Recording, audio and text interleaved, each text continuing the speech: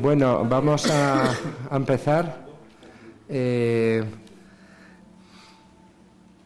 Ahora mismo, pues, somos la penúltima mesa por la tarde, digo, porque para que sea todo el mundo consciente, hay otra mesa. Another session at 5 o'clock.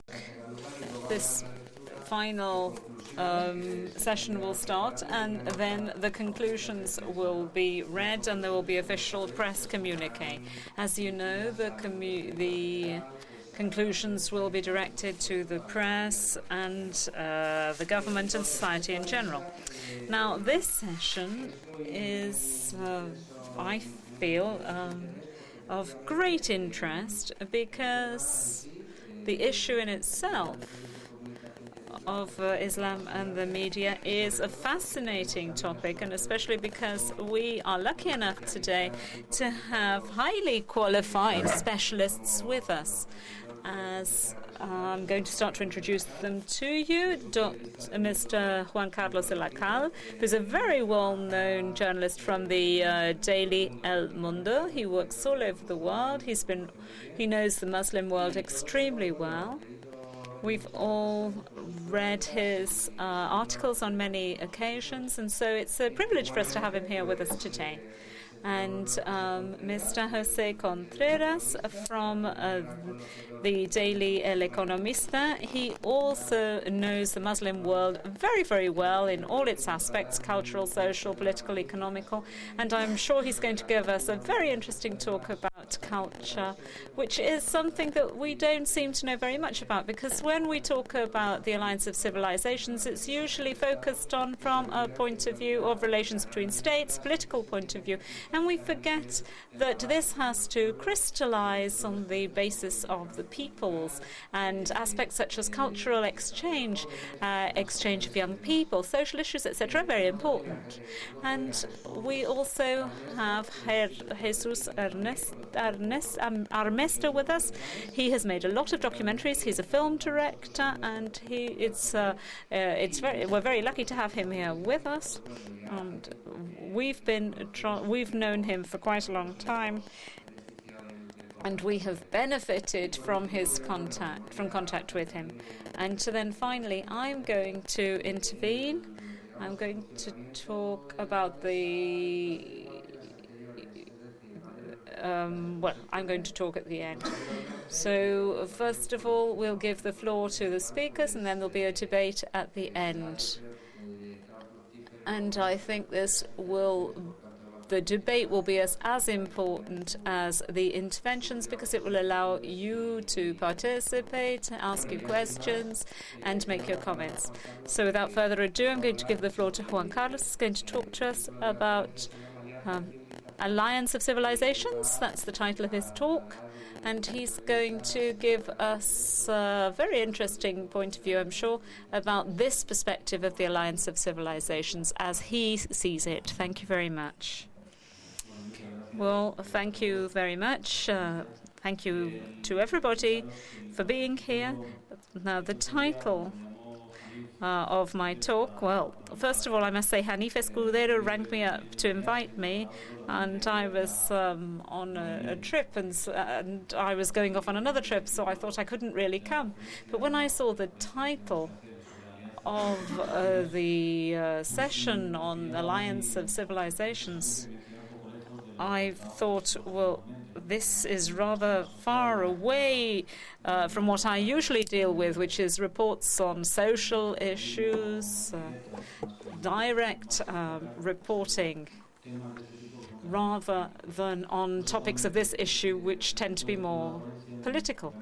So when he asked me what my talk was going to be called, I didn't quite know what to say, so I said, well, put the same title as the conference, but in question marks. Alliance of Civilizations, because I don't really know what it is. So I'm very pleased to see that something is being done. This kind of meeting and forums are being held.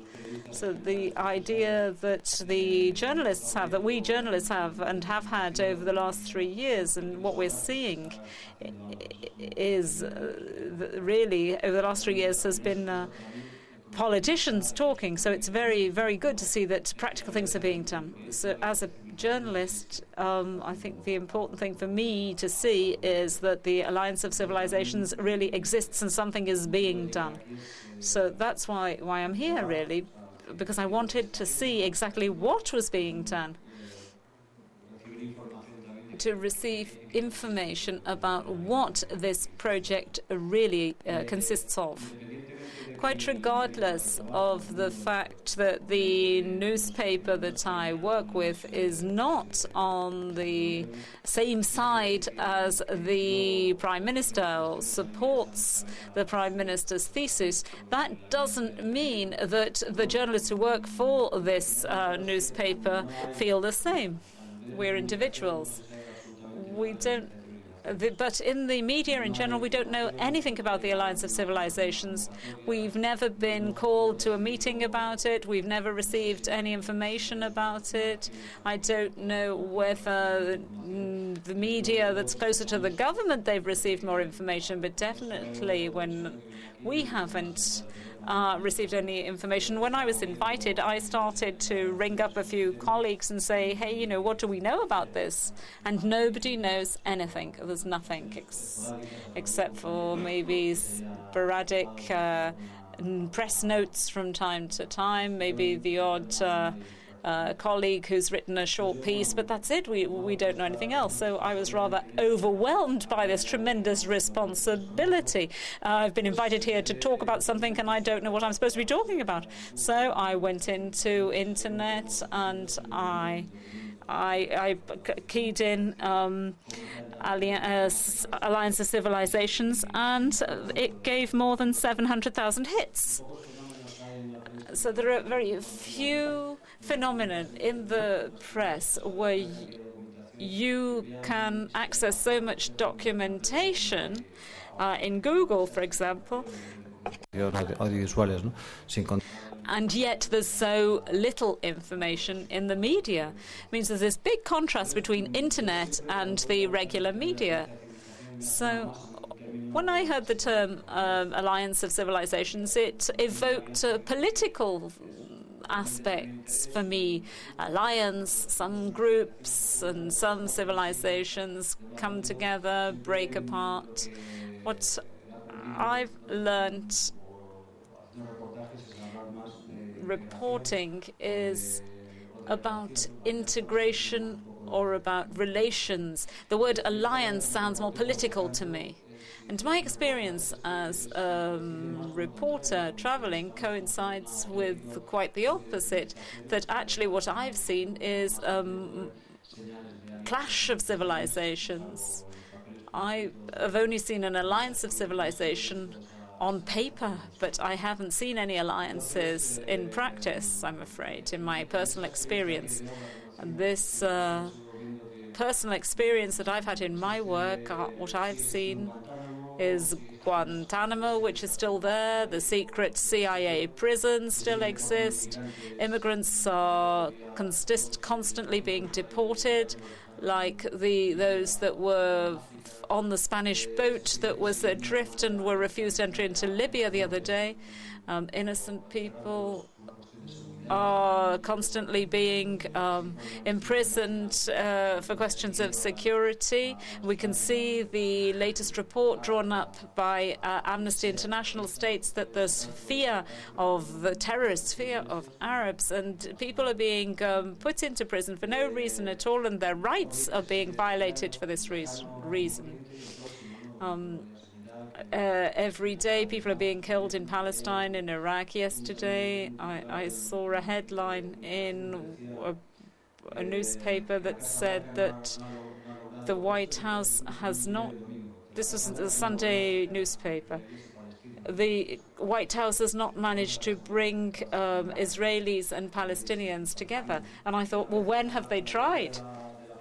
And then on the next page, there was a headline that said, there was an article, in fact, by Álvaro de Soto, who's the coordinator of the UN for the Middle East, and he recognizes that there's been though the embargo of Palestine, of the Palestinian territories since Hamas came to power, had been an error, had been a mistake.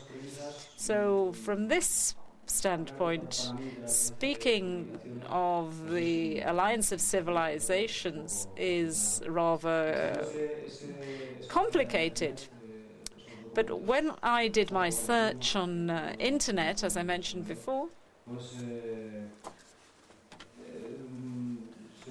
and I looked through these documents, I could see that there were documents of all different kinds.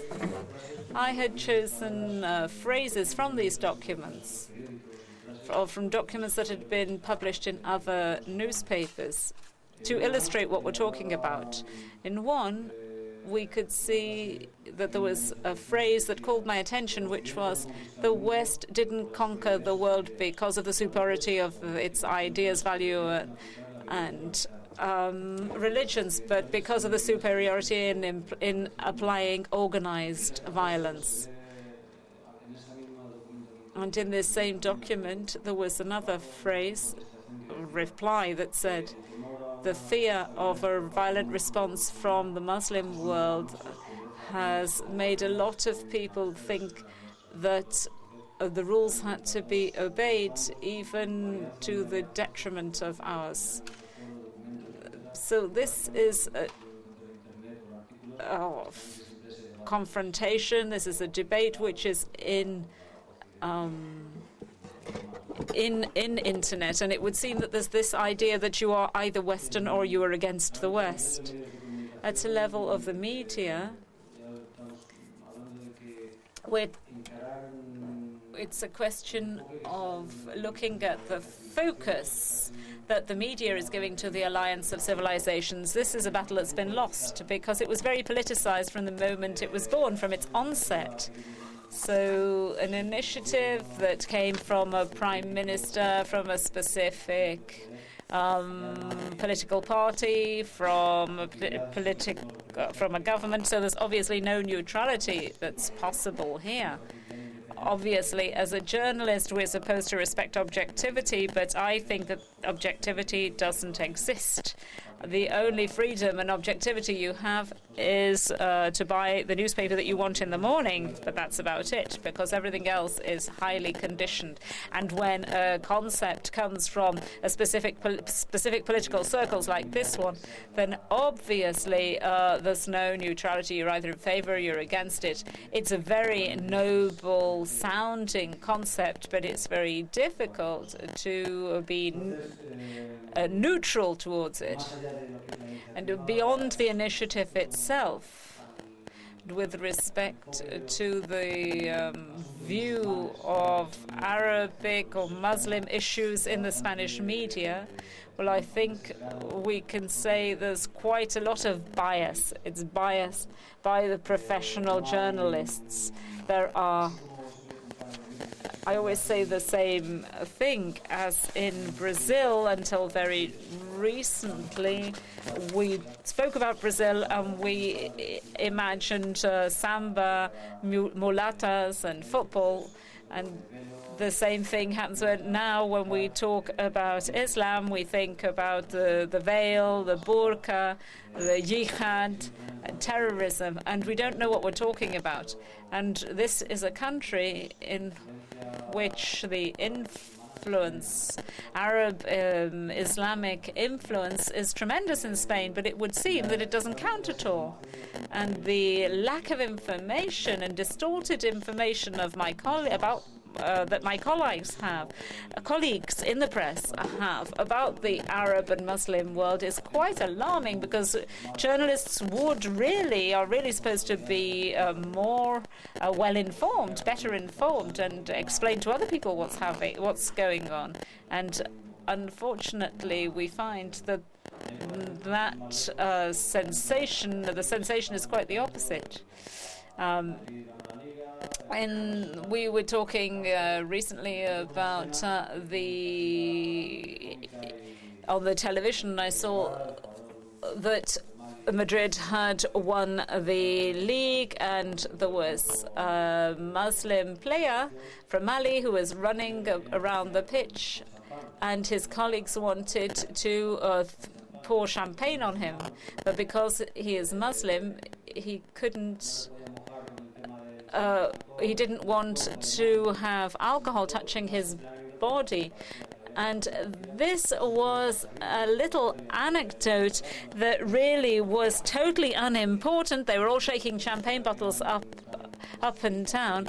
And in fact, from this tiny anecdote, an enormous mountain was made out of a molehill. And in all the television debates, they started talking about, oh, well, I didn't know he was an extremist, etc. I heard one debate on quite a conservative radio station, which degenerated into a debate. And people were saying, well, look, this is such a hot issue that even sport is being affected by these Muslims now. So, I mean, as though sport was something pure that had to be protected. Obviously, there are stereotypes that are being promoted and consolidated by the media and have always been. This has always been the case. But this seems to be more and more the case. It's very difficult to find a documentary or a report that doesn't favor those stereotypes. And young journalists who are starting out fall into this trap. I don't even want to think about what I said and wrote 20 years ago when I started out in my career. And, of course, the same happens to young journalists today. They fall prey to all these stereotypes and all this distorted information when they write their reports. And this brings me to the issue of press reports. An issue is like a market, and newspaper is like a market of information, and journalists are news traffickers. We are sold ideas, we take those ideas, and we have to sell those ideas to the head of our department. And that person has to sell them to the editorial council and to the head of the newspaper. So lots of issues are potentially going to appear as news, but they don't all get into the press. With regard to the Muslim world, if you propose an issue regarding Muslim culture, it's very difficult. It's not very probable that this will appear in the press. But if you talk about a network of Islamic terrorism, it's everybody wants to include it in the journal. In the newspaper, it's easier to sell. I remember an issue in Melilla, in the north of Africa, where the head of the section wanted to write an article on the powder keg of Melilla because there were 4 imams who were writing quite exalted speeches. People think that there is censorship in the press, but there isn't really censorship, but in fact, journalists are chosen in accordance with what the head of the newspaper, the director, knows they're going to write. But obviously, it's the directors who write the headlines, and that is their sole responsibility. When I was with Hamido, the Spaniard who's been in Guantanamo, and I did the report. After I'd been with him, I'd published his story.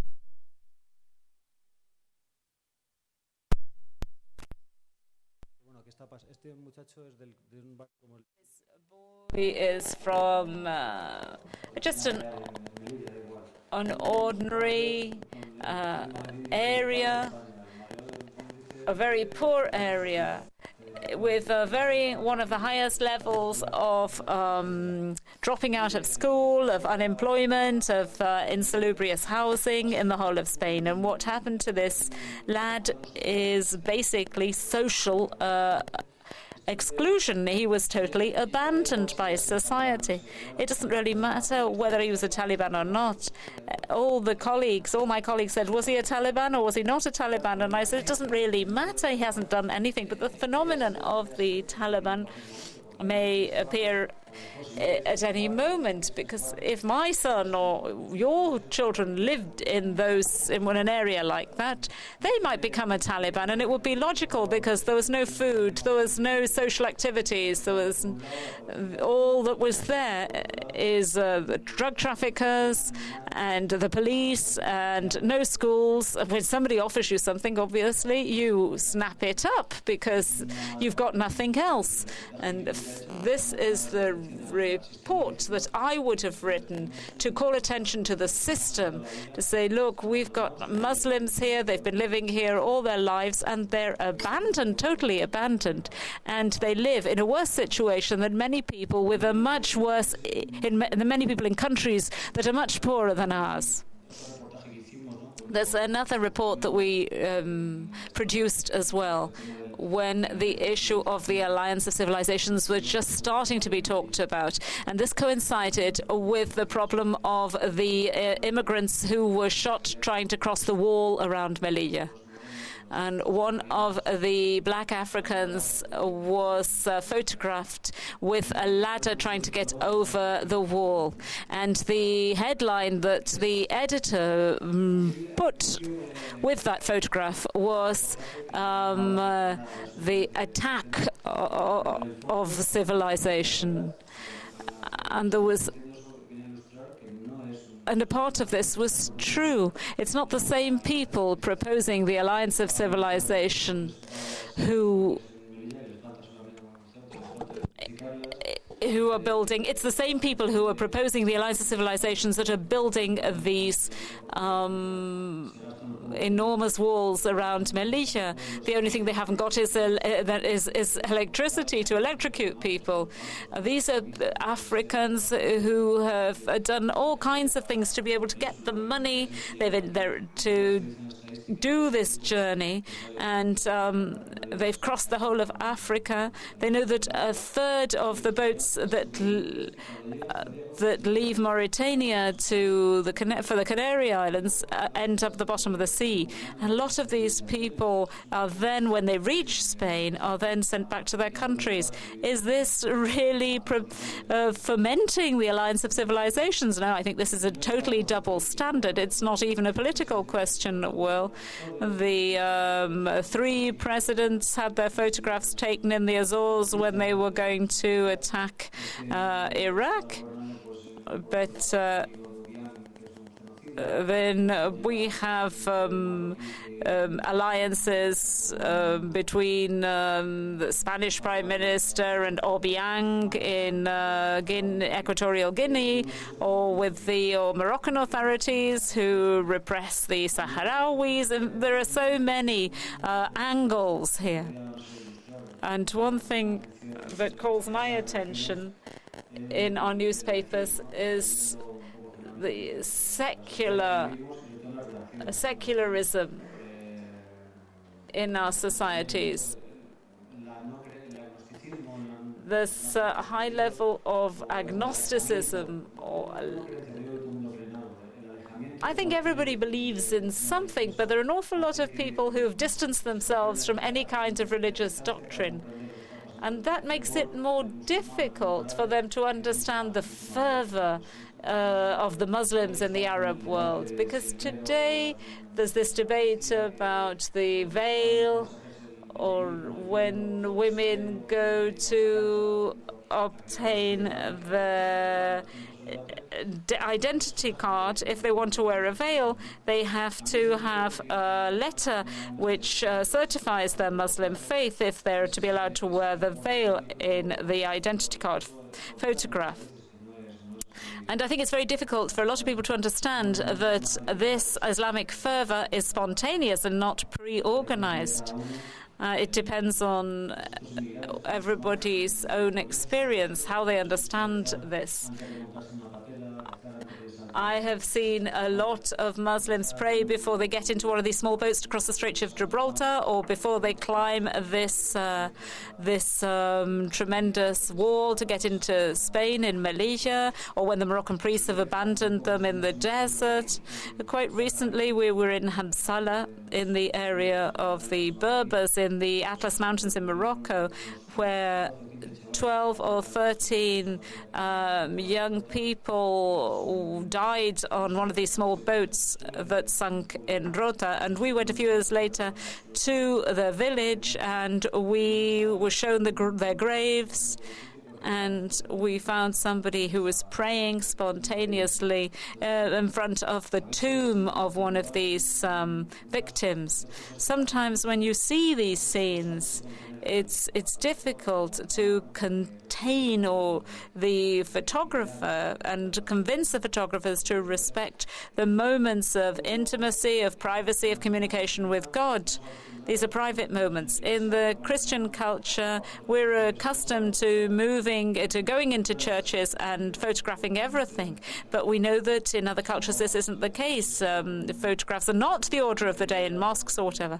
And so, there's a lack of respect here in the media, unless it's a question of the individual journalist respecting it. In this case, Hamsala, I'd just like to tell you an anecdote about Hamsala. This subject was sponsored by an association from Cadiz, which works supporting these communities, these people. They have prevented immigration by just building a school, a health center, also repairing the water canals. That's a true exercise of civilization. And a spontaneous help paid to people in need. And after publishing all that report, all that documentary, one of the members of the association called me very worried because the people from Al Jazeera had called them. And he would say, well, they want to take some pictures, and I don't know if that is going to put us into some trouble. So what's transmitted outside the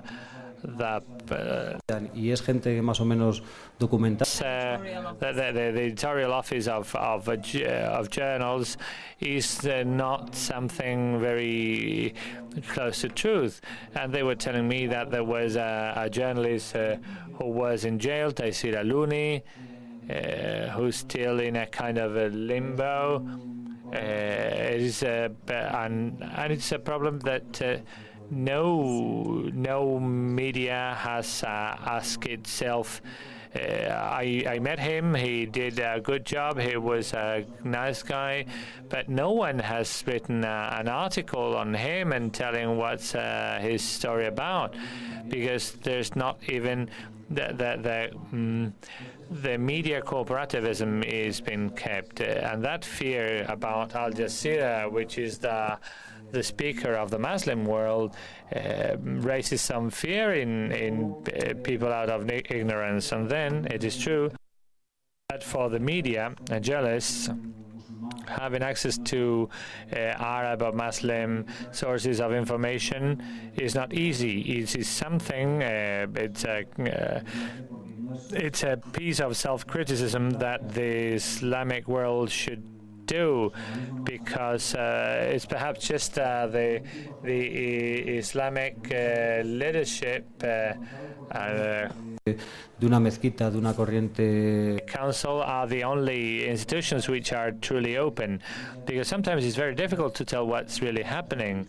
And also, in many cases, you do not know who are you interviewing, because there's the quarrels, the turmoil inside groups and the Muslim world, because you never know if they are intoxicating you or what they are telling you, and there's a lack of joint criterion. And as a proposal, I would tell the Muslim groups to work together around some aspects. And also, for example, telling what's happening in the mosques, how people live in the districts, and if they are hurting us every day. If you do something to someone, the next day you want to ask them about what's their life about, and they will tell you, "Leave me alone." So there's a hurdle to jump over there. And for me not to leave you with such a tragic note, just with that, among the documentaries the articles I prepared, I like most was what we did some years ago at the Halal Institute. It was a curious thing because it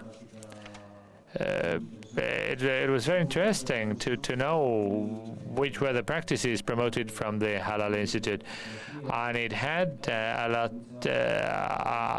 very big echo from the ecologists associations, for example, and what they have been proposing for 30-40 years is what's been proposed by the Muslims for centuries. And also last year we were in Shawen with Mr. Rasuni, making a documentary on the Andalusian culture. And then when you get deeper in the history and you see how these civilizations lived 400 years ago, 500 years ago, that alliance of civilizations was there in Granada, Toledo, some other places, and there was not such a fuss about everything as it is the case today. And the people living in Shawen still recalling the good old times, or best times. And that's all. Thank you very much.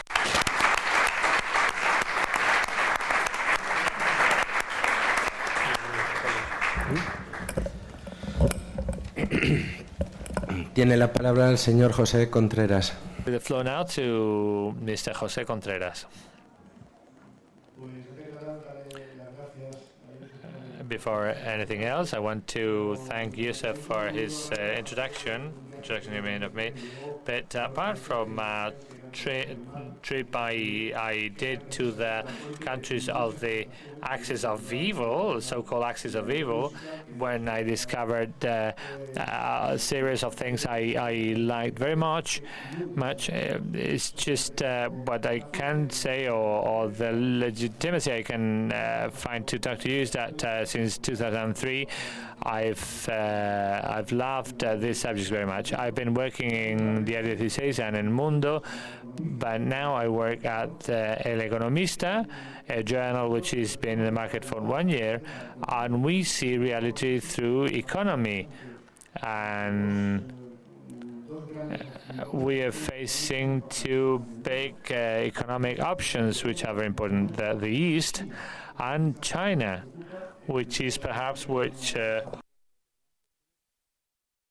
raises more concerns. But many companies are now saying we're businesses, and these days, when talking about halal, I approached the Halal Institute, and it's been published that two big multinationals, one of them a French corporation and another one a Spanish corporation, were telling that they're doing very well, and many supermarkets whose managers wouldn't perhaps dare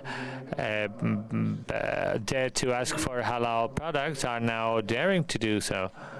And I also want to tell Juan Carlos that you will be able to see that story not just in El Mundo, but also because a filmmaker, Chus Gutiérrez, is making a film called The Coming Back to Hamsala, and from the cinema a lot can be done.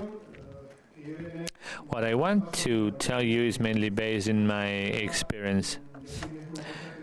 just to tell you something I share with Juan Carlos. The Alliance of Civilization is just a fact. People run faster than we do, especially the young ones. And the internet is witness to a lot of changes. About 18% of people only have computers in the Middle East. They're not very powerful computers. And at the same time,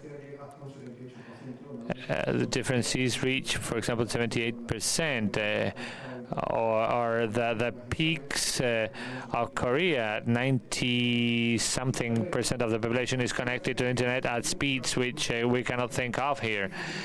And also, coming back to what was said about reliable information, it's very difficult to find reliable information, but the website itself of the Alliance of Civilizations, and it is strange that our country is not looking for that. When there was a food crisis, a food problem, 4 million people visited the website created for that. And now that we are so much worry about the clash of civilizations, we haven't got sources of information, and I will refer to the subject later on. So I'm saying that the internet is nowadays the big mechanism for the Alliance of Civilizations, mainly for a series of reasons.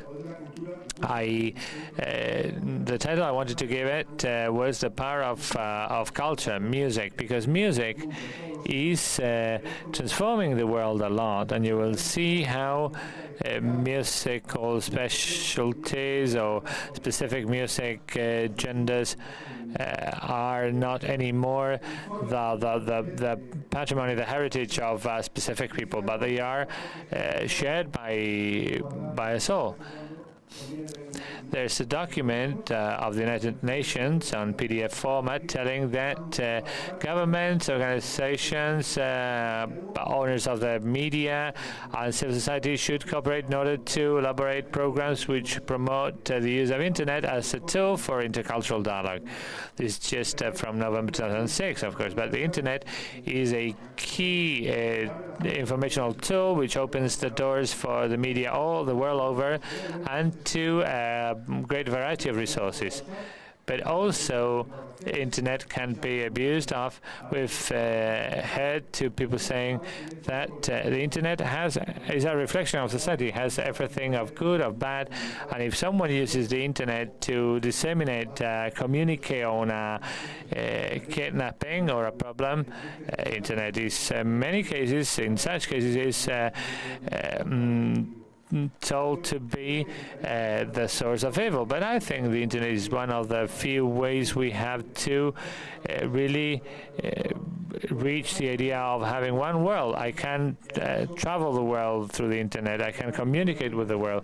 And it is the bigger internet providers, of course, out of business. They are culturally linking people which wouldn't have got connected otherwise ever. And internet opens the possibility of recording a video. Web Islam, I think, is a very interesting initiative if we want to know things on Islam in our language. This, what I've got on the screen is a code for YouTube, and that's a channel we've got if we want to disseminate a visual message. The problem of the internet for the enemies of democracy and liberty is that it's got no barriers, so that's why they are wanting to put limits there. And we must be very vigilant. I've done this circle, and the truth is that it is a circle, a non-stop circle, and it's very difficult to control. The creator creates music, culture, it introduces information, it publishes. I've got a blog. It's been on for about 4 years, and my blog, it's been placed in a portal which got a big number of visits because they could give their opinion on my blog, and it's published. A reaction is created, and suddenly a creation is also generated. Y arriba ese comentario se puede crear otra noticia o bien entre... And on that comment, that can be linked to a different subject that person is leading you towards because of the news, the newly raised subject. And we're there. So this is a pyramid which concerns us most, all of us who are addicts to internet. We can download more and more information, we can have more resources, but among the users and creators and providers, we have governments. And government not just in the East, but also in the West. And in fact, during the last few years, in the Western world, our governments are more and more cautious in order to see what's happening. And Reporteros Sin Fronteras, for example, has denounced the enemies of the internet, some of them to be found in the United States. And providers, some of them do not maintain the privacy of our data, and they know everything about us. What it is true is that not Christianity, but nor Islamism, what's our revolution is digital communication. Modificando todos los esquemas. The speed it has is changing things, and now in the internet I can tell you an anecdote. The digital journalist, el periodista digital, has got a channel which is on religion. It is run by Alfonso Rojo. And is very, very full of initiatives. People read a lot on digital religion. People are very much concerned. They are concerned about many different things. And I think the internet, the development and distribution of digital media, this is in the report of the top-level discussion group of the Alliance of Civilization, is an indispensable vehicle to connect people and promote dialogue and understanding. This is the flag of Iran. I know Iran. I was there some 15 days ago. And then when I traveled to the United States, I tried to change my passport so I wouldn't be stared at with a ugly face while I was crossing the border. So I focus on Iran because in the last few days, everyone is very much concerned about the nuclear power of Iran. But they want it to improve in economic terms. Even if some are suspicious about them wanting it for a different thing. I traveled through a series of cities in Tehran. I was very much impressed by phone shops. Tehran is a city with 11 million people, 11 million inhabitants, and it will become one of the cities of reference in that axis together with Damascus. I went there with a delegation of businessmen, and in a city where there's no, scarcely are sewage installations, there are many Spanish companies there working. And also, I recall that I was the delegation I was traveling with, the people from Gallina Blanca, a food company. They were very much interested in chicken farms.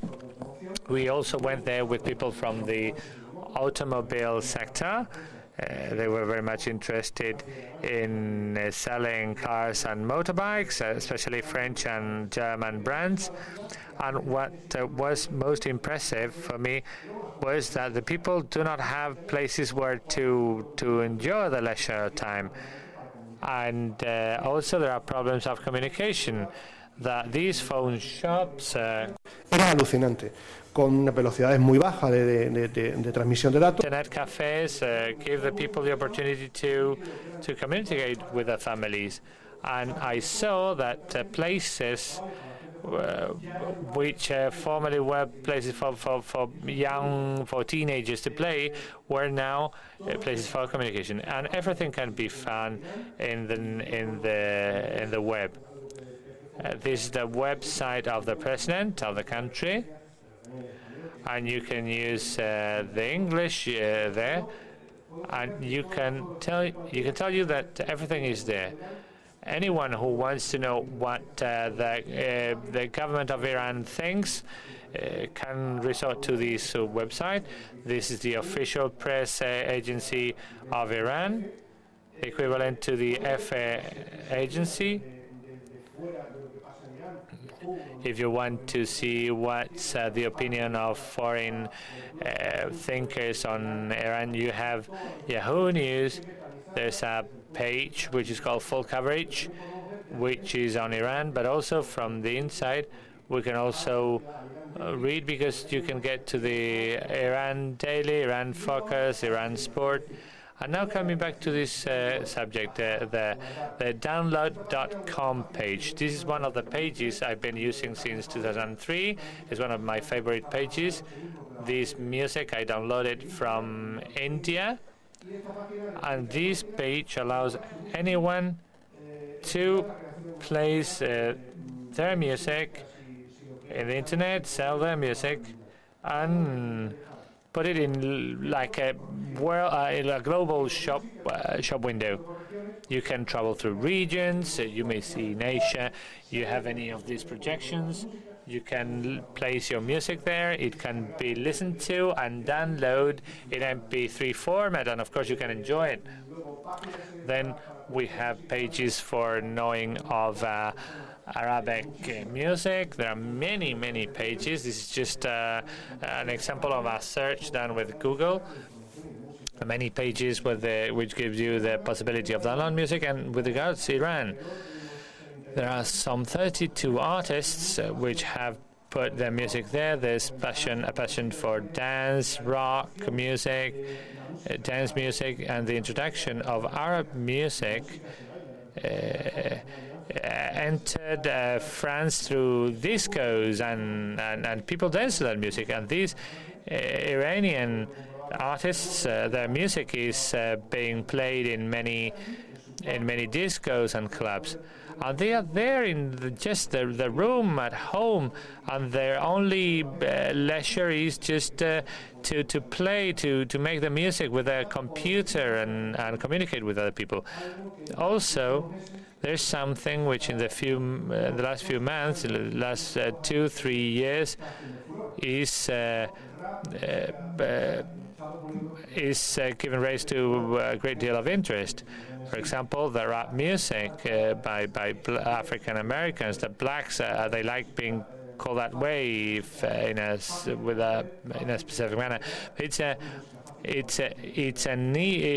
easy music in terms of composing or making, but it is not an easy music in terms of their contents.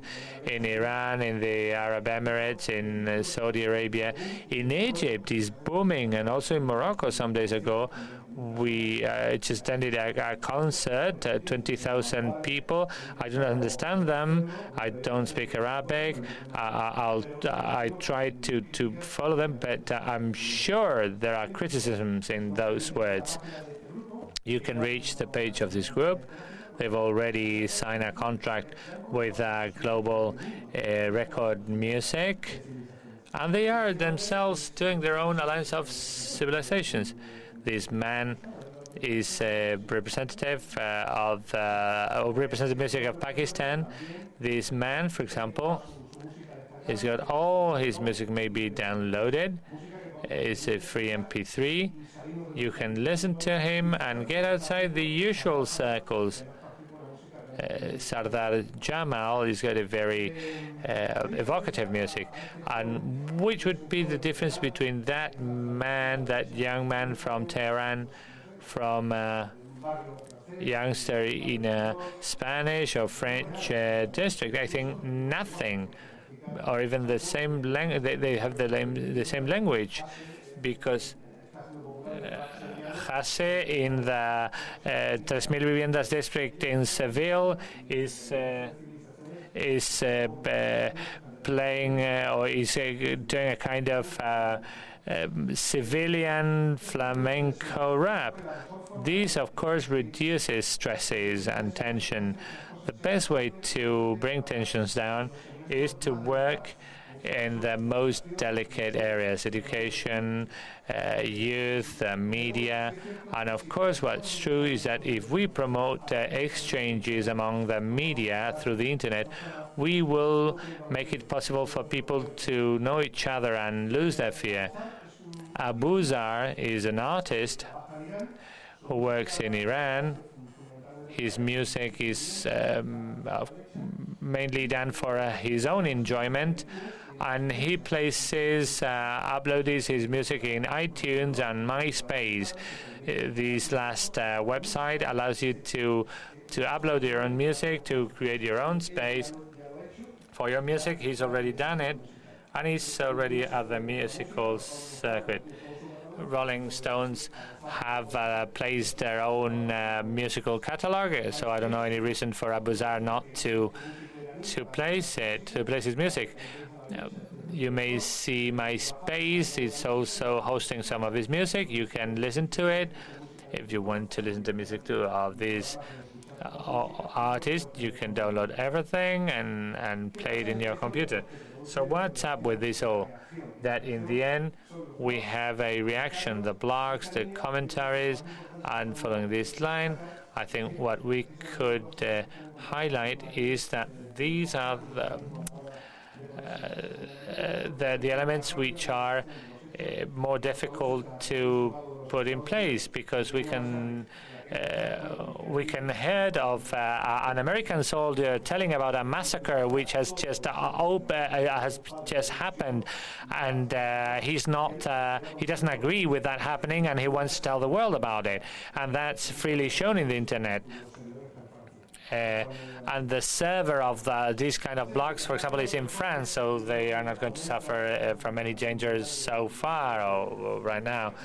So the working document for the Alliance of Civilizations says that there's the need to promote exchanges among young people coming from different cultures.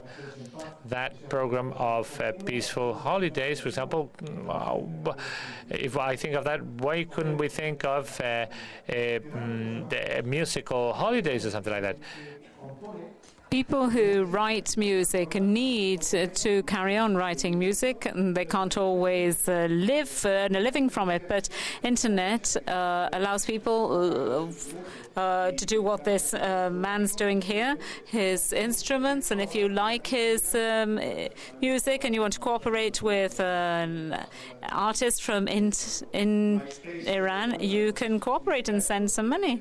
MySpace is a revolution amongst young people all over the world at the moment, and music is being incorporated from Afghanistan, from Bangladesh, Andorra, Angola, all over the world. This is Alliance of Civilizations, but in internet.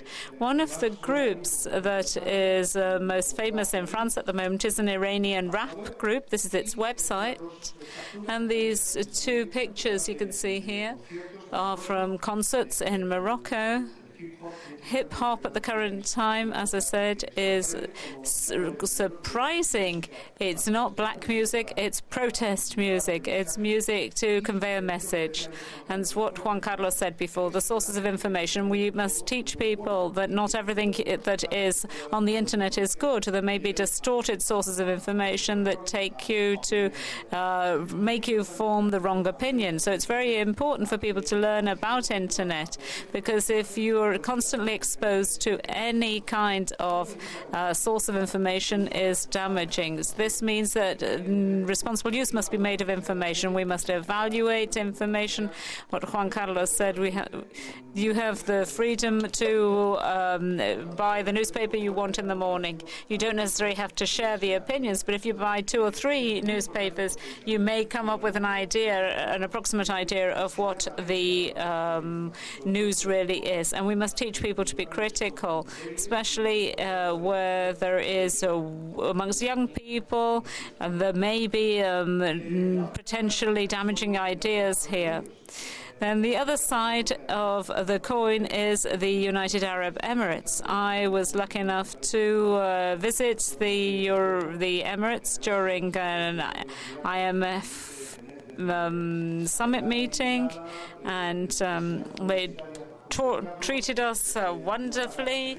You don't pay the telephone, you don't pay public transport, your house is given to you by the sheikh, you have free university education, etc. So if you marry a citizen from the Emirates, you're on to a good number. But we must realize, we'll have a look at what's happening. This is a media city in Dubai, which is devoted to working on audiovisual issues, videos, TV, and working with Internet. At the current time, the big multinationals are all there. IBM, Oracle, they're all there. They're all in Dubai because it's an emporium. There's a Hard Rock Cafe as well. Why? Because very soon, this will change our view of what is at the other side of the world. Anybody, looking at this, you might think that it's New York of the future or LA, but no, this is Dubai, and in a year and a half, it will look like this. Well, pop music is being made here, the audiovisual industry is being promoted, and the Alliance of Civilizations is being promoted there. We must look at this and follow what's going on. Now look at this. Nancy Erjam is the icon of Coca-Cola. She's a musician. I don't think I've seen an ad for Coca-Cola with this artist, but she's number one.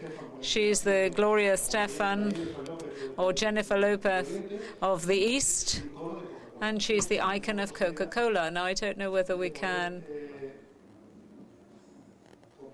copy this direction, this address. Maybe we can copy it and place it here. If the hotel lets us, we might actually manage to get to this address, get through to this page. Well, we have to update Adobe here. Location. It would be easier to just go to YouTube.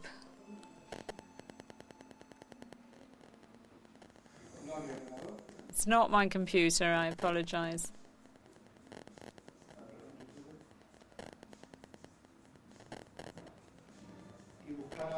And look for this artist, and we'll certainly find something with her spots.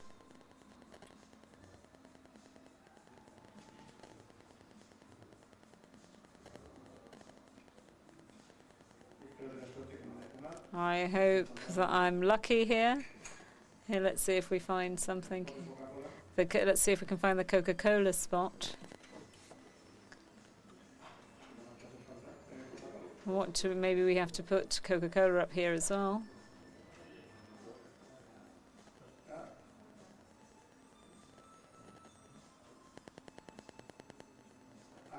Here it is. This lasts 1 minute 3 seconds, and this is one of them, and this is another one here. This is how it was made. Here's this one.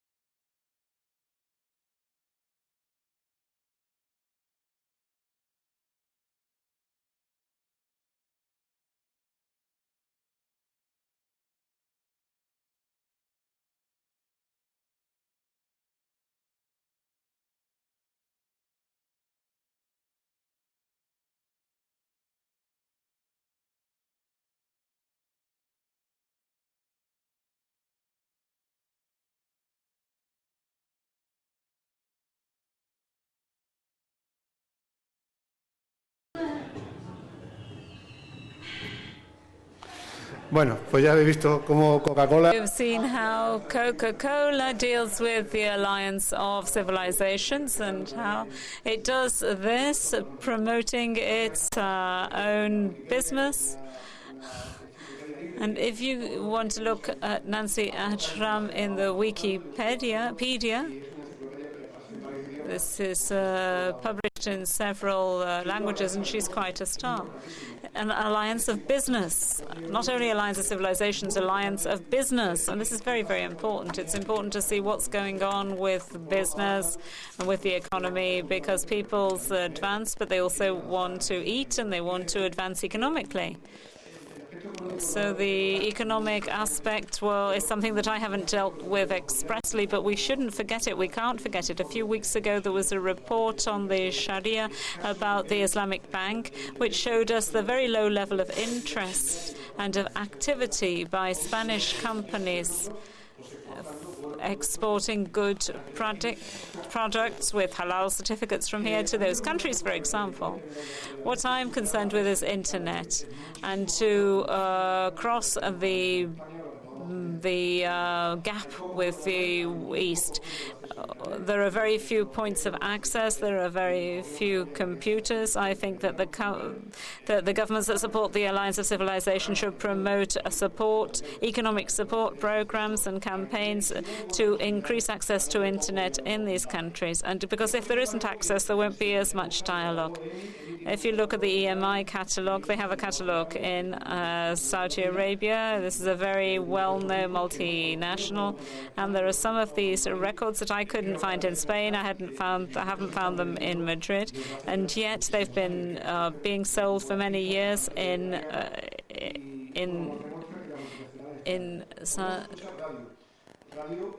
Saudi Arabia. We can listen to the radio. This is one of the radio stations that I listen to quite frequently. Persian pop music is in fashion in France. This is a search engine on the internet where you can find all kinds of artists. You may realize that there are many artists who are highly recognized by UNICEF, and you can buy all their work over internet. Thanks to God and to Allah, you can very easily buy everything over the internet. Let's move on to the proposals. Internet is an important weapon for communication within the framework of the Alliance of Civilization, but freedom of access and principles of freedom and tolerance have to be guaranteed. The important companies involved have to be involved here, and we have to foment the right to freedom of expression, which is very fragile in Internet. We have to create meeting spaces for exchange of information about Islam on the internet. There are very few of them at the moment, very few where I can express my opinion. And then what I said before, while the Europe and the US and Eastern Asia have a high level of computers, in the north of Africa there's only 18% of computers compared to a much higher figure in the rest of the world. I think we can promote music as an island, the knowledge of music of different countries, and on the radio open the success lists that we can have our own music, so that our music can be heard in those countries, and those countries can bring their music to our countries. Why don't we have some of this pop music in our top 40? And then I want to make a proposal and ask a special request, and that music should put music on their platforms. If you go to ONO or others, you can find Polish, but I can't find any of the non-stop 24-hour music stations, for example, like MTV. Why aren't they on the digital platforms, on the press? We need more interviews, we need more reports, more open to new authors and Arabs authors in the internet. We need to promote the use of the net, which is what we're doing, is being done, and concerts, because except for Khalid, I don't think anybody in Andalusia has exchanged music, pop, rock, whatever, and music, except for a few concerts that have been promoted at the level of the provincial authorities and other institutions. So while this is being implemented, I would like to propose that basically we should use internet, look for it, download it, and listen to all the music we want. This is another form of finding music. This is the first page, and I wanted to end with something which is very curious. Shakira is the daughter of the Alliance of Civilizations because she's from Barranquilla. Her mother is from Barranquilla in Colombia, and her father is a Christian from the Lebanon, and she is one of the most popular artists at the moment in popular music. And I would recommend you to look at this video made in Dubai, because I think it's a mixture of pop, and I think the important artists can do a lot for the Alliance of Civilizations. So I think what Ono is doing to fight against poverty is wonderful, although a lot of people don't share this. But I think we have to involve famous people, take people who are not afraid of saying what needs to be said and saying it out loud in public. Well, this is a record by Chemical Brothers. We could see the video if we had time, but we haven't got time. It was I wanted to say that internet is a world in which the Alliance of Civilizations is already going on, but we have to protect it and we have to use it because without limits, because I'm sure we'll find such wonderful things as I have found since 2003.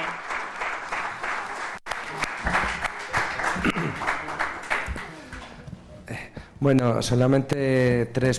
Just 3 points. The magnificent presentation here, given that we've just heard, but I wanted to make 3 comments. I'm not surprised that Coca-Cola takes on Nancy Archam because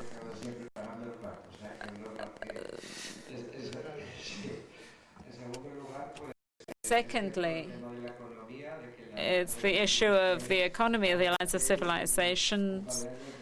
A few years ago, Abdel Karim Carrasco said something I'll never forget. He said, in the world there is going to be a great battle between tradition and money, and I hope the money wins, because money, when we create equality due to interests, does it quickly.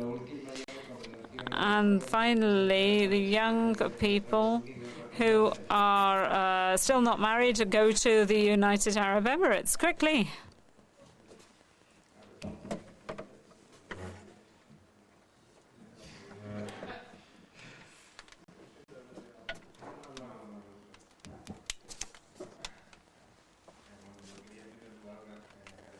First of all, I want to thank the organization for having brought so many people from many different places together here at this very interesting meeting. First of all, I wanted to say that I'm not used to speaking in public. I have another form of expression, and everything that I try to convey in the cinema. But I do want to share with you some reflections about the current relation between education and the media. It's a reflection, thoughts of somebody who believes that creating art through the cinema, which is my case, doesn't involve living in an ivory tower separate from reality. Art in general shouldn't be alone, only looking at the mirror that it sees itself reflected in, but drama that we could understand today as art, in addition to have all the qualities of giving delight and enjoyment, it should also facilitate training and education. And to do this, it's essential for art to be firmly rooted in the reality and that it finds itself in, to affect it in all different ways. And that's why I want to add my view from my perspective of as a film director, of the multifaceted situations and reality that we live in wherever we are. It's a reality which is multifaceted and it has many positions. It's a fragile reality. It can easily modified or easily adapted to interests of those in power. It's a simple, eloquent reality where everything in itself is simply what it is and is nothing more. Reality which is complex with many different facets, many different aspects of geometric complexity, like these Andalusi tiles. The need for and it depends on the path of each man or woman. Some thinkers in history have talked about this, and at the current time, some of these thinkers call the current day the era of energy, the era of plastic, without wanting to distinguish in any way, and bearing in mind how power is channeled in the current era. We could also call our era the media era, referring to nomenclature which is common in the cinema. I would like to propose a film in which we find the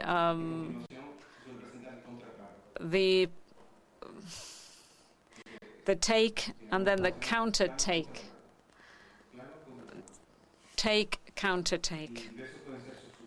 And these uses can be contrasted, and we can contrast the cause and effect, the relation of identity of these two elements that are related, the take and the counter take. I want to propose a take, which is as follows. Men who are aware that through the media, the mass media, they can affect direct and effective control over other men. And now the counter take shot, which is a cultural and intellectual involution of men today, which makes it dangerous in a wide sense. We could indicate a possible state to which men, taken by these motors of power, can reach. We could then speak of Homo no sapiens.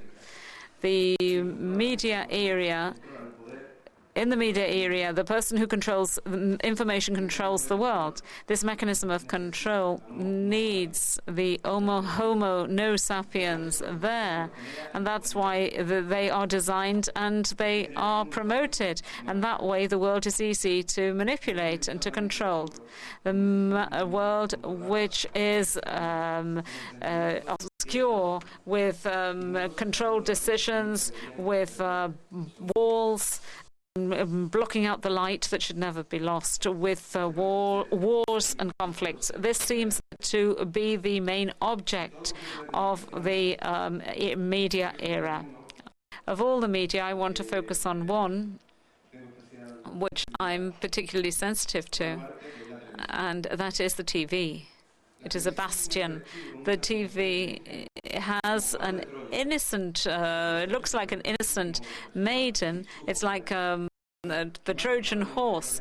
It's inside people's homes, but it goes way beyond, and it takes control of personal motivations and psychologies. And who controls TV? Who controls the media with the widest popular dissemination in the world? Who is the jockey on this Trojan horse, which stimulates culture, intellect, knowledge, self-criticism? Whom are interested in guiding humanity towards a new Middle Ages with obscurism? Speaking in general terms, perhaps Homo sapiens sapiens in a few years' time will be born again from its ashes, and to take down this wall that is being built now between the East and the West. As a natural counterpoint to these forces of power, we can see that education is there, education and knowledge as a tool for freedom. If I quote Socrates, I can say there's only one good, which is knowledge. There's only one evil, and that's ignorance. And this is precisely the way forward that this Trojan horse is trying to destroy. I would like to mention a significant figure in what we could call a collective education, and they are social models. the simple fact that for one reason or another, these positions are given to people who establish themselves as guides over others. The first reading we can do of this, bearing in mind what's already been said, is quite obvious. The closer men are to Homo sapiens, the easier it is to manipulate them. But there is a positive side to this, and I would like to stop in at a very representative point. Focus on a very representative point. During the 20th century, the cinema has generated social models. As art, it has given society ethic and human values. It has deepened visions, and as Aristotle said, and perhaps most importantly, it's formed and it has made people enjoy. There are times and specific points in history and specific hands it was used as a mechanism to manipulate masses and to justify selfish policies. And this is being, in fact, repeated in some most important ones. But I would even say that in general terms, in the cinema, there has been a high level of responsibility and its consequences on the audience. A tacit ethic about what it is all about, how it is being used, and what the effect on the viewers may be. Over recent years, I think this has changed because there has been a deterioration of the situation, and now television is offering these social models to the population. More than worrying, this change from what educational guides should be, and this movement from cinema to television gives us the impression that all the values of the cinema seem to have been lost. In fact, TV, amongst other things, generates its own models, and they are models that lead to a lack of identity, a loss of identity, a decrease in self-criticism and self-knowledge. One of the consequences of this in the population is the mirage reflection, the new generations, the new future, in other words, when we see the process of identification are guided by reflex actions of empty models. And the danger here is that they're going to be turned into identikit people who are all identical to each other and who all think in the same way. There's a lack of awareness of the tremendous manipulation that they're all being subjected to. They think that they control the situation. They have a sensation of apparent freedom. They have a blindfold on their eyes. This is true of the members of this new generation. This is a Trojan horse that's going very fast. And what can we do about this? Education and knowledge. But even so, the most critical point is focused on responsibility. The companies control political parties, business controls political parties, and political parties controls the TV, and the TV controls the population, on which political parties depend economically, and in turn companies and business. So here we have a spiral here which has been consolidated. In the case of the East, several other speakers have talked about the current state of affairs. Media are key in the creation of this wall and other walls that try to separate what is really inseparable. The image as such, and the use of the image as such, has a tremendous amount of power. And quite often we find that we are not aware of this. Each television can make history and can change history every day through the news bulletin, because they have the images and they create history.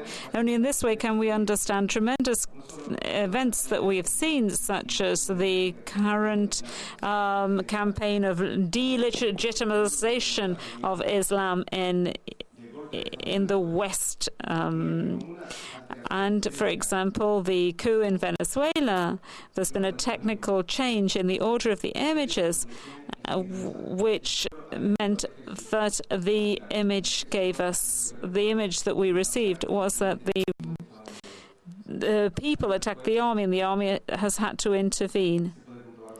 Years later, we found that the opposite was true.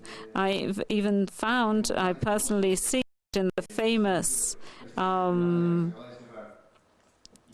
pictures that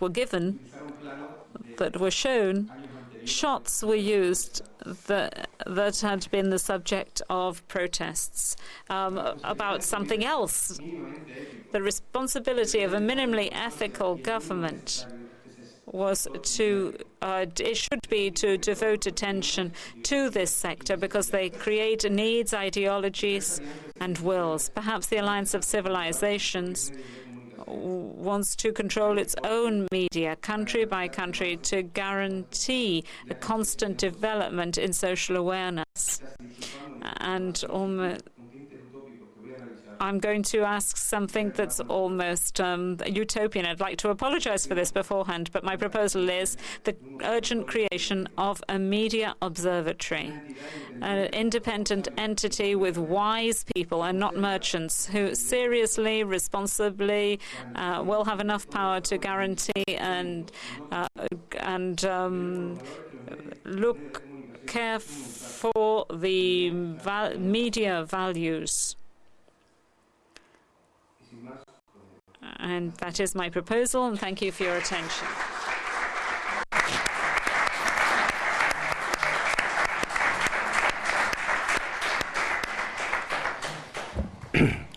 Bueno, yo quería decir que según... Say that following the organization, we've got just 10 minutes, so instead of speaking myself and reading my speech, I will rather leave it for discussion, and also a very short one, because we've been told that we've got 10 minutes before going for lunch. I just wanted to highlight one item in the speech, which is consistent with what former speakers said, that the role of the Internet and how it has managed to break the monopoly of information, which was before in the hands of corporate networks, the big TV channels and big journals. And this is something which worries the system and governments, the American government and other governments, in the sense that before, of course, anyone who would like to bring a message onto society should have millions of dollars in order to be able to pay for the paper, for buildings, the jealous, and that guaranteed a control over the information. But today, with the Internet, I'm a witness to the fact that in terms of Muslim media, both in Spain and in other countries, in France, Russia, which I could visit, I've seen that in all of them there's a coincidence between the big Muslim media, which would be the fruit of the group of a group of people, and in the case of France, for example, there was a group of people who would meet at an empty classroom and would plan the work for the digital journal, and it's one of the most visited media in the Internet in France.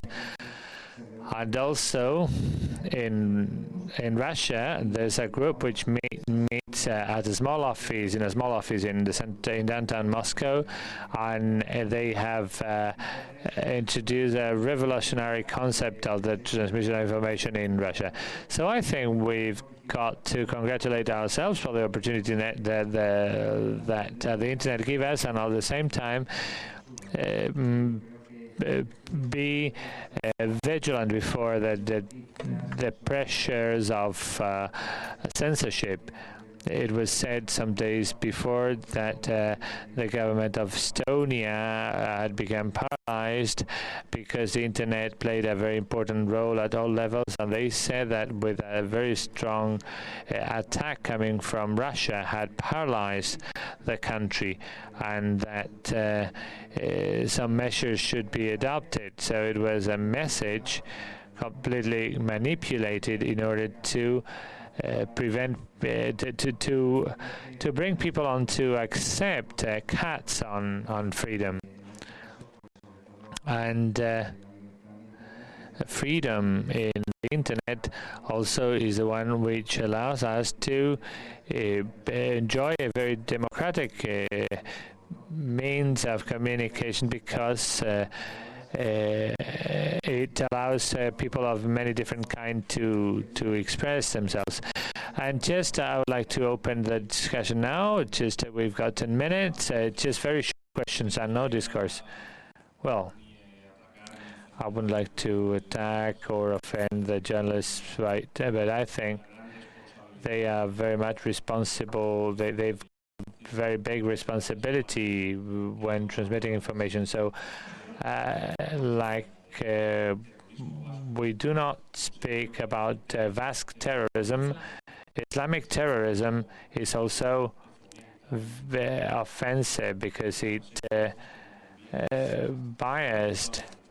It's introduced a bias, and also, I don't know the name of the gentleman, Jose.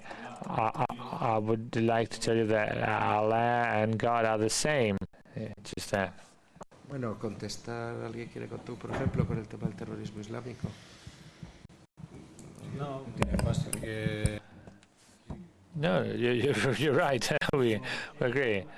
It's just terrorism. Terrorism is terrorism, whatever its source, its origin.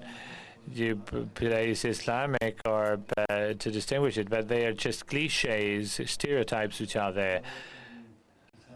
Perhaps the term Islamic has always been used wrong in everything having to do with the Muslim world.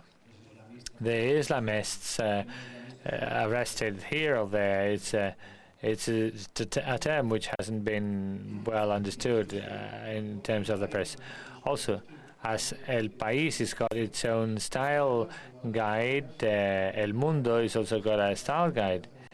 So a work which could be developed from the Alliance of Civilization would be to write down a style guide for journalists mainly, because as our mission is essential, we've got to learn. I'm a cooperant at the Against Cancer. I've had to change my ways of referring to it, because cancer was referred to in a very offensive manner, as something very negative. If we would have a reference, we would be much more careful when writing down our articles. And style guides for the Alliance of Civilization would be very good. Another detail with regards to the style guide, but also some, but without going too far beyond, there was some style guides some 15 years ago which said that black people should be called colored people, up to the point when a black man came to us and they told me, why do you tell me a colored person, but I'm a black man? So sometimes we go a bit beyond. Perhaps a new term could be used for defining things which are not seen in a precise manner from the Western point of view. I'm sorry, the person is not using any microphone, so I cannot get the sound. Yeah, I could tell you around that when you see in English not just the term Islamic, but if you do a review of terms, there's always a name, a negative name linked to a to a name to to something having to do with the Muslim world. Islamic extremists, Sunni attackers, and that's not out of chance.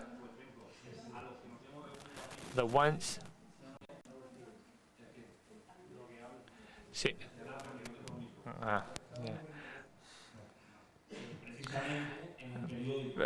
precisely in a newspaper with national coverage, using a new term in order to define, we don't know what, but it's being used in order to attack the Muslim community.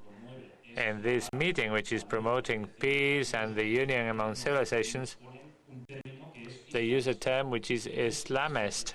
So the term Islamist for a Muslim doesn't mean anything. The project of the Islamists advocate dialogue in order to end terrorism. So the confusion with all these terms also confuses the public opinion. There should be either an ethics code or a decalogue or a style guide in order to act in a way in which because one thing is disseminating information, another thing is creating states of mind, states of opinion. And also there's a problem there because Islamist is being used in a pejorative way as a token word. Que defiende partidario de una teoría política. Because it's used for describing politic theory as applied to Islam, and then it's also used for terrorism and also as a synonym of Muslim, because Islamist terrorists and then the Islamists gathered together in Cordoba. So anyone who read the ABC yesterday will think that it is Al-Qaeda which is meeting today here. Well, the media nowadays are even jealous, who do not know how to differentiate between a believer, a Muslim, a jihadist, or an Islamist, and then someone who's guided towards doing evil against mankind.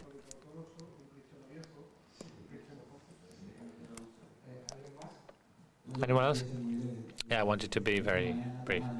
This morning, Tamayo was telling us that at the style guide of us all who speak Spanish, in the dictionary of the Academy of the Language, fundamentalism is Islamist fundamentalism. So you should change the dictionary.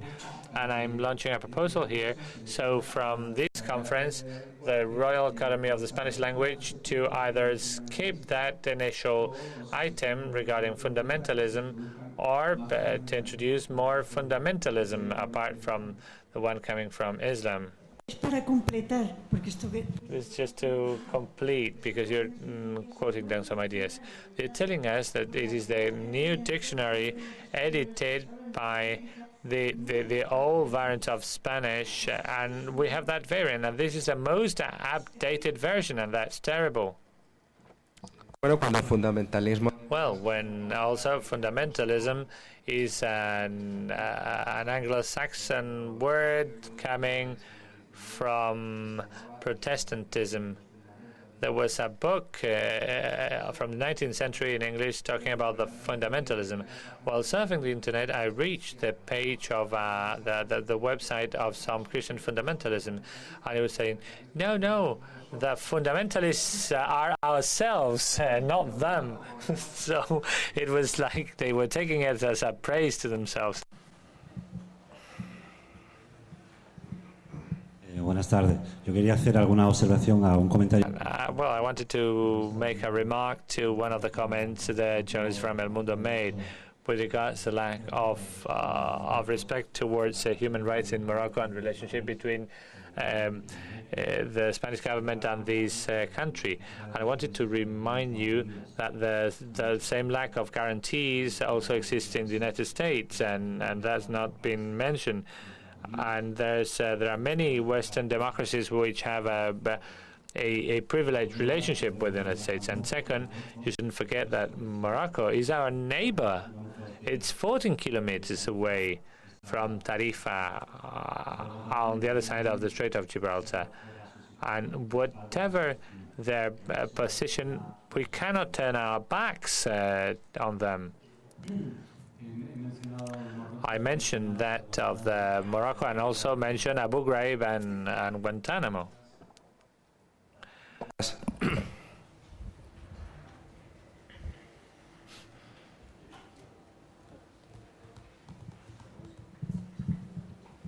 Sí, yo vengo a completar lo que ha dicho este señor. If I am to complete what this gentleman said, I don't know. Sometimes the press said an immigrant Islamist from Morocco, and why should you specify the country he's coming from? Antonio Abdelkader or Mohammed, saying if it's a merchant or an immigrant or whatever is not relevant. Se trata de un español, no dicen nada. Dicen Antonio. The Spaniard, they do not say anything.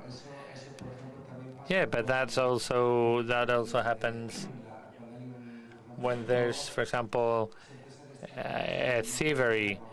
They always highlight someone from Morocco has stolen this or that. And in other cases, no distinction would be made. For example, when people from Valencia, for example, you wouldn't read Valencian has stolen something in a jewelry shop. You would say a foreign person or a criminal, and that always creates a bad feeling. Yeah, but that's related more than to the phenomenon of journalism to xenophobia or the fear against the alien, the foreigner. They say the Polish, the Albanian Kosovar.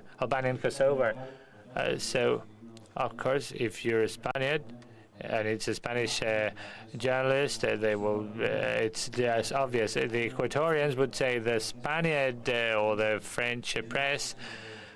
So I agree that sometimes you should skip the source or the origin. Excuse me, the original country of the person. But it's a phenomenon you can find the world over. It's not just a Spanish thing. Ya, luego, claro.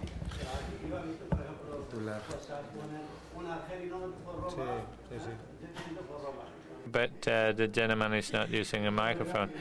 In any case, in the United States, being Hispanic is not a very good thing.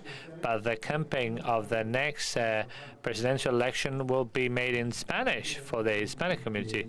I just wanted to say that perversion is to be found not just in the adjective when you remind people of the nationality, but also in the word immigrant itself, because the one who travels is a migrant.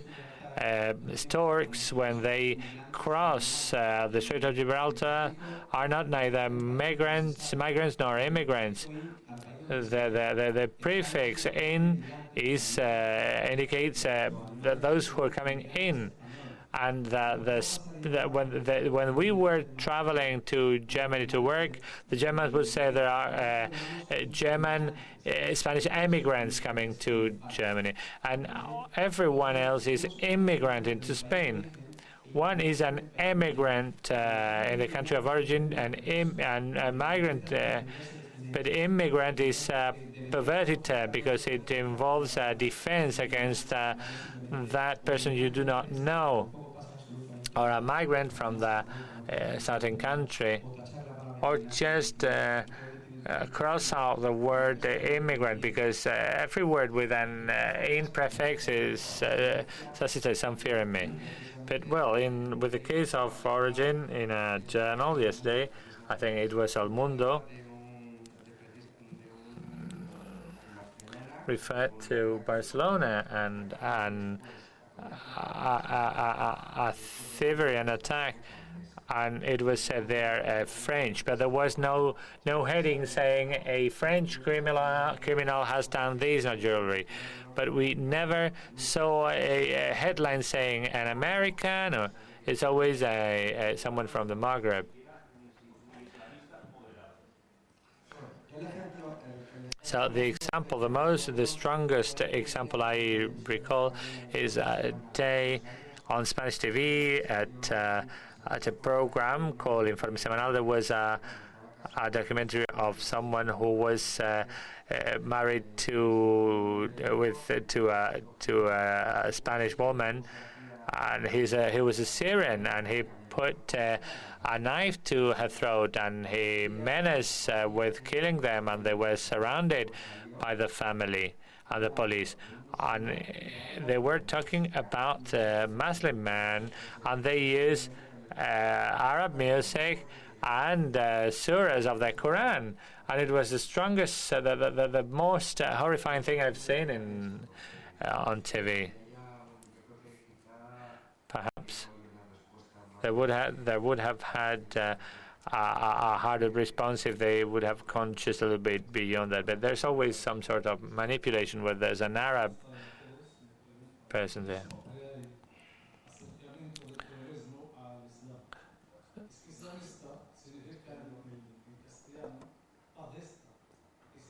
No lo oigo.